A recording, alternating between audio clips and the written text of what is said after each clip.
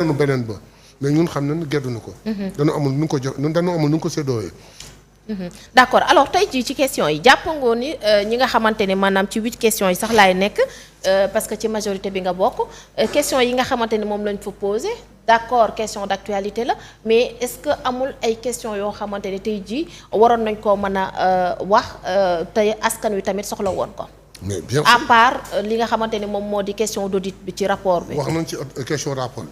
waaw wax nañ ci réduction des comptes wax nañ ci dund ci wax nañ ci école bi wax nañ ci contrat yi wax nañ ci fausse rumeur bi doon wax diminution des salaires. waaw wax nañ ci lépp donc ñoom ci seen biir wax démb way majorité moo jël 8 questions ñun ñu jël opposition bi jël 2 questions c'est comme bu fekkoon ni 2 questions yu saf le premier ministre du jot que ñun suñ ñëwee dañuy rey premier ministre mais ñun questions yu ñu jël c'est mûrement réfléchi et ça émane du peuple on a permis au premier ministre de répondre à notre question pour satisfaire parce que suñu demande la suñu droit la mais d'éclairer la lanterne des Sénégalais. lanterne bi dafa nekkoon ci rapport bi parce que question yu bari gis nañu ci rapport bi la mooy parce que lu kii lu defu wax lu ay di njàmbat rapport bi xew te rapport bi bu mu duggee ci détails yi daa gis ñu ngi fustiger rapport bi nee na rapport commandité la nee na rapport bi waa FMI gedde nañu bàyyi noonu dinañ dugg ci détails yi. donc il fallait parler plus du rapport leen rek man malheureusement il fallait que 8 personnes jàll. exactement te man j'ai eu la chance de prendre la parole une fois naa may si ñeneen ñu jël parole. mais j'ai une question boo xam ne moom laa doon poser Ousmane Sonko. muy ban. ne ko Ousmane Sonko vous avez dit que ni dëkk bi yàqu na dans une conférence de presse ñun la waroo ko wax Cour des comptes moo ko war a wax nga noppi ci diggante bi Cour des comptes ñëw wax lu raw la nga waxoon donc Sénégal jaxasoo na léegi ñëpp xam nañ li am askan bi li ñu ma wax man mooy mën nañoo xiif jàppe ko comme weeru koor mën nañoo mar jàppe ko comme weeru koor mais ku caxatee seen alal di ci dund ak say njaboot wàcc leen la ñuy bañ nee nañu ngeen gaawoon ci réduction des comptes léegi fu mu tardé ndax ci yéen la tardé wala ci justice la tardé. d'accord c'est la question que j'allais poser. Ça permettrait à tout le monde de comprendre, ça permettrait à Ousmane Sonko de dire au peuple la réduction des comptes. Et il y a même un député qui posait dans une réponse, il a su me satisfaire en disant que yàggatul toog leen xaar tuuti. Il répondait au gars là qui fustigeait le rapport en disant que yow waroon wax bu du woon sa immunité ak dara waxtu fekk na ngay wuy ji. donc il a répondu plus ou moins à ma question. ñu desandi ci ni nga xamante ne moom moo di taxawaayu premier ministre bi tey ci par rapport ak réponse yi nga xamante ne mi ngi ko doon joxe réponse yi mu doon joxe bokk na ci réponse bi nga xamante ne jox na ko député bii di Abdou Karim Sall muy ñëw yëkkati ay kàddu am lu bëri loo xamante ne mi ngi ko doon fustiger wax na ba si ni am na sax ñu dee Casamance le premier ministre gis nañ ton bi nga xamante ni moom la utiliser tey ji nga jàpp ni war mën a tontu en tant que démocrate en tant que premier ministre bi taxaw mais dafa mel ni dafa utiliser benn ton boo xamante ni danaan ko noppil waroo wax. non sama collègue dafa juum mais dafa utiliser tribune bu doy waar. tribune bi mu utiliser mooy la plénière de l'Assemblée nationale suivie waxuma la au Sénégal waxuma en Afrique dans le monde pour donner une information qu'il n'a pas eu le temps de vérifier sur les réseaux sociaux yi certainement la ko gisee rek balancer ko mais c'est grave donc dans une fermeté administrative le premier ministre rappelé ko ni nga wax amul. Il fallait répondre fermement parce que li mu wax su fekkoon avéré na c'est dangereux. Ouais. Mais comme c'est pas avéré le premier ministre a utilisé une fermeté administrative pour wax ko li ngay wax amul te beneen yoon na nga vérifier li ngay wax donc loolu la ensuite les gens ku xalaat un certain énervement du premier ministre amul certes mais bu amoon cela se comprendrait. Imaginez que. On a senti ça ci ton wam en fait. non xamul tax ñi nga xam ni ñoo yàq réew mi ñi nga xam ne ñoo caxatee alaw réew mi ñi nga xam ne ils se sont enrichis bàyyi Sénégalais yi di sonn hôpitaux yi amatul garab yu baax yu bare médecins yi on ne peut pas recruter assez de médecins assez de sages-femmes école baa ngi jaxasoo bourse étudiants yi grève ñi indi réew mi foofu en 12 ans def lu leen neex pire dëkk bi tey ñooy toog di wax ni en 12 mois en 10 mois 9 mois. 10 mois lu tax réglé wu leen problème bi. et c'est énervant bu fekkoon sax dañu bàyyi pays bi mu nekk stable ñu dem ni en 8 mois 12 mois vous n'avez pas progressé on aurait compris mais c'est que dañu détruire dañu yàq réew mi ba pare bëgg ñun en 12 ans ñu réglé ko en 12 mois ñu réglé ko c'est énervant dafa mel ni nit ki dafa lay kokkali.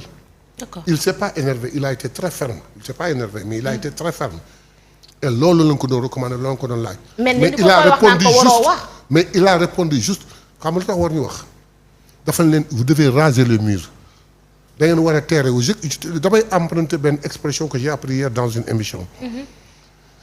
gone ki wax dafa dégg tubaab nag nee na terre ñaari kii sa terre yi ñaari expression la yoo xam bokkuñu sens.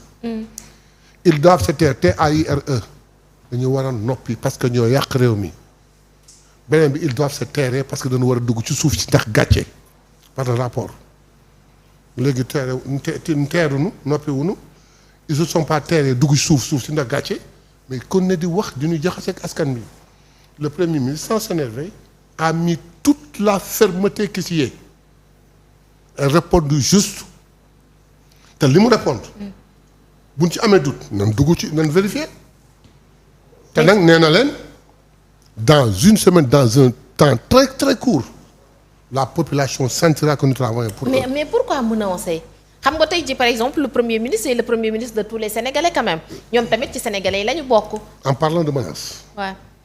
C'est quand le premier ministre s'expliquait en leur disant que vous devez vous taire xam nga ñun dañu am culture olof la ñun. kër gi day am histoire ñaari nit ñu xam ne kii moo tooñ moo indi histoire moo def yëpp mu bëgg wax ñu ne ko noppil tu n'as rien à dire lii yëpp yow la loolu la ñu transposé fii noppi leen vous n'avez rien à dire lépp lu arrivé Sénégal yéen la quelqu'un si seen ñoom daal ni non vous menacez mu ne ko yéen menacé leen sax dafa war après il a dit au ministre que su nekkul woon tey sa kii peut-être que yow woonal la li mu wax nag moom am na renseignement yu ma amul ministre bi xam na moom xam na ci ñoom ñaar la mais il l'a dit sans s'énerver il l'a dit dans une fermeté absolue. mais nga jàpp ne par je veux dire tey jii ci communication ki nga xamante ni moom moo di Ousmane Sonko comme ni nga wax niñ ko xalaatee ñu nit niñ ko gisee wala niñ ko sentiré ci par rapport ak ton yi nga xamante ni doon na ko utiliser ci député bi nga xamante ni moom moo di Abdou Karim Sall ak noonu ligne bi di Thierno Alassane Sall balaa may ñëw sax ci Thierno Alassane Sall mais ci ton bi nga xamante ni moom la terminé ci ay waxam bi muy tontu ki nga xamante ni moom moo di Abdou Karim Sall tey jii par exemple bu fekkee en tant que le premier ministre mënoon nañu sax xam ni voilà c'est le président de PASTEF qui est en train de parler mais c'est le premier ministre de tous les Sénégalais quand même tey jii amoon na neneen nu mu ko doon waxee sans mu menacer waa APR yi nga xamante ne moom jàpp na ne ñoom ñoo yàq réew mi et que on a senti cet énervement là. Il n'a pas menacé. 2, il s'est pas énervé. Ok. Pour preuve internaute yaa ngi déglu. Il a commencé par benn humour. Quelqu'un ne peut pas s'énerver et faire un humour en lui disant que tey de ni nga commencé bi a'uuzu billahi mina shaytaan defoon naa ne yaa jiite tey jumaa yi ci Cap Mbao. Quelqu'un qui s'énerve ne peut pas parler comme ça. Mais nag dans la réponse parce que il a envoyé un message le type qui a posé des questions il a envoyé un message au peuple. En mettant le premier ministre devant le fait accompli. Vous dites que c'est le premier ministre de tout le monde. Ah non, dans une fermeté mu déconstruire tout ce qu'il a dit teg ko ci fait yu réel. Donc il n'y a pas eu de menace, il n'y a pas eu d'énervement. Je vous maa ngi la koy waxaat. Waaw. C'est en disant que vous devez vous taire. Taire te ailleurs noppi leen. Vous tairez parce que war ngeen am gàcce ba dugg ci suuf vu le rapport. Te yow sax xëy na tu as assumé des fonctions. bu du woon sa immunité wala quelque chose il se pourrait que woonan la ke am ku yuux ci ñoom daan ni non ça c'est une menace mu ne ko yéen sax ku leen menacer normal na il n'a pas menacé il a dit que yéen ku leen menacé woon sax normal na. est-ce que mën nañu jàpp par rapport ak kàddu yi nga xamante ne moom le premier ministre wax tey. ñii nga xamante ni ñoom ñoo di waa APR ñu ngi ci guuta quand même.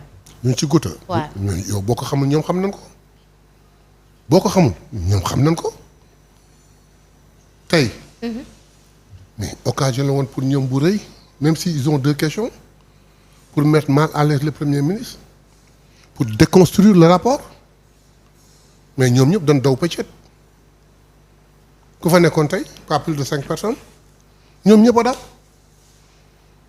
donc xam nañ on a vu l'absence de Aïssata Tall Sall quand même. de Aïssata Sall anam Abdou Mbow pour ne citer que ces 2 là. donc Tanor yi dañ daw bàyyi fa comme disait Ousmane Sonko les tuteurs dañ daw bàyyi fa les remplaçants donc gis nga li fi nekk mooy. ñoom xam nañu li leen di xaar. léegi nag il y a 2 faits et ça ne se passe pas à l'hémicycle malheureusement dans l'hémicycle il fallait poser des questions pour mettre mal à l'aise le premier ministre pour que dans ses réponses mu trébuché peuple bi mere ko ils n'ont pas réussi mais va dans les plateaux la désinformation. Le rapport baaxul c'est Ousmane Sonko qui l'a commandité. C'est Ousmane Sonko qui a. Même Abdou Karim Sall j'ai entendu un des anciens ministres à l'occurrence je ne sais qui encore j'oublie le nom là. Qui dit que su Ousmane Sonko génnee joxe ay chiffres quelque temps ces chiffres sont commandés on peut dire qu'il a commandité c'est le plus nul des ministres que je connais. il xam na ki may wax xam na boppam c'est le plus nul des ministres que je connais. ci régime bi fi nekkoon régime APR la bokkoon après mu génn bàyyi il a formé son mouvement ou je ne sais pas pour rejoindre Macky après j'ai même oublié son nom. mais dama la bëgg a xamal nii la reddition des comptes va démarrer bientôt ñoom ñëpp ils bénéficient d'une présomption d'innocence moo tax sax peuple bi merenu di wax ni ñii ngeen bàyyi ñuy dem ci plateau yi di wax da nga leen war a jàpp tëj leen fu ñu koy teg mënuñu ko teg fenn. il faudrait que exécutif bi jël affaire bi jox ko judiciaire càmbar xool soo koy woo laaj waaye doo parce que njortu ko di lii am na rek nga dem fekk ko këram rek jàpp ko yóbbu pourquoi parce que toog na ci la wax ça ne se passe pas comme ça et tu feras leur affaire dans la mesure où dans les plateaux en dehors du fait de désinformer dañuy wax toujours loo xam ne dañuy bëgg ku leen jàpp pour que boo leen jàppee ñu ni c'est des prisonniers de délit d'opinion su ko defee leneen lu ci toppaat même si demain le recours yóbbu na justice xool ba jàpp leen mais délit d'opinion boobu rek la gaañ di balancer oui il a été arrêté par qui après ils ont cherché à l'enfoncer c'est la technique qu'a utilisé le président de l'Assemblée nationale aujourd'hui. Quelle technique? Quand Ousmane Sonko prenait la parole et disait la vérité ça allait déranger parce que day comment est-ce qu'on dit day recadrer la désinformation il voulait pas le laisser parler il a commencé par mettre une fermeté diw arrête mu bañ une fois diw arrête deuxième fois mu bañ il dit que soo arrêté wul ma génne la c'est son droit le plus absolu le gars continue il prend une feuille de réquisition pour réquisitionner la gendarmerie avant ñu def ko menacer ko branler ko le gars continue à parler mais gis nga technique gu Power Pastef il remet la feuille en place et lui dit hey il me semble que tu souffres à écouter ce monsieur-là tu vas continuer à souffrir tu vas rester là jusqu'à la fin parce que duma la génnee le gars s'est tué. Tu as vu? C'est-à-dire que ñun lu ñuy def on le fait avec réflexion. On le fait avec parce que ñu ngi doon bàyyi xel ni peut-être dina dugal nañu ay gendarmes ci biir. non parce que loolu la doon wut parce que c'était une aubaine pour dire que voilà parce qu'il a posé une question waa ji kii kërëb ñu génne ko pour dootul waxati notation mais il a réfléchi il a dit j'ai comme l'impression que tu souffres tu continues à souffrir parce que di nga fekk fin bi. Et ça n'a pas empêché mais depuis après il s'est tué. Il a écouté le premier ministre dire ce qu'il avait à dire. D'accord alors bu ñu ñëwee ci question bi nga xamante ni moom la Thierno Alassane Sall daal di posé mën nañ ni sax da ko